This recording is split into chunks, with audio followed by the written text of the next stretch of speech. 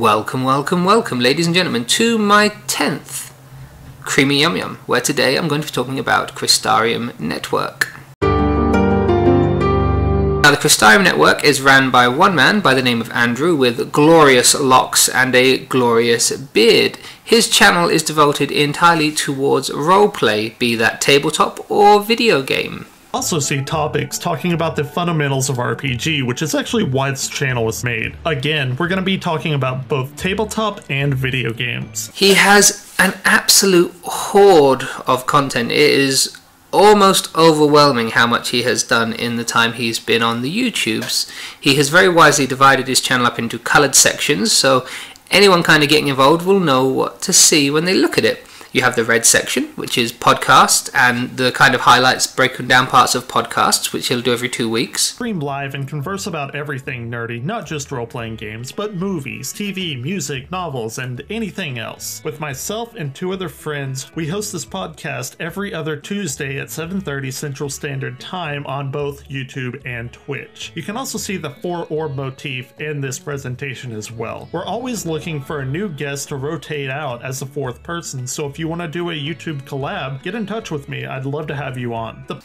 You have the blue section, which is kind of his in-depth analysis on RPG and tabletop. And it kind of occurred to me that we are getting a lot of games in a particular type of franchise or genre, I guess would be better to say, that we normally don't really see, but we're getting a pretty big onslaught of them. You'll have the green section, which is news, and you'll have the yellow section, which is reviews. He also has started up a purple section, which I'm just still confused about the running. Now, this hasn't started just yet, but there is also soon coming a D20 roleplay game that he will stream live on Twitch with his partners in crime on the podcast. It's going to start in April, and it will happen every other Tuesday, and it will be called the Crystal Keep Chronicles. I haven't seen it, obviously, but from what I see about the gentlemen, they're all very wise, interesting collection of people. I think they could probably make something like that very good. You're going to clearly see veterans just practicing their craft if you choose to tune in and watch some roleplay. I've now watched the E3 trailer for this game 5 times. It's amazing. And that elevator level looks hysterical. Yeah. It's funny the first dozen times, but then when it ends the same way every time, I just wish there were more ways it could end.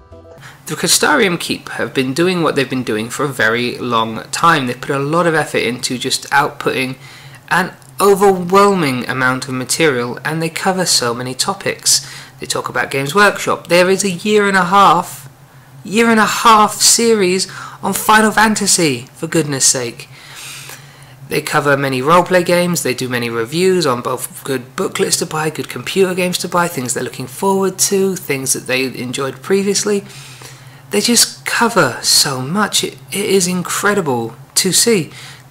Andrew has a lot to say. The people he's with have a lot to say. Basically a catch-all. You can expect things like convention antics, interviews with other YouTubers, unboxings, and pretty much anything else that I don't have a category that it will fit into. The Crystarium Network feels almost like the Greybeards from Skyrim. You have to climb very far and walk many steps to kind of get to the top, to kind of engage in their content. But when you do, when you listen to them, when you buy into what they're saying, it's just incredible.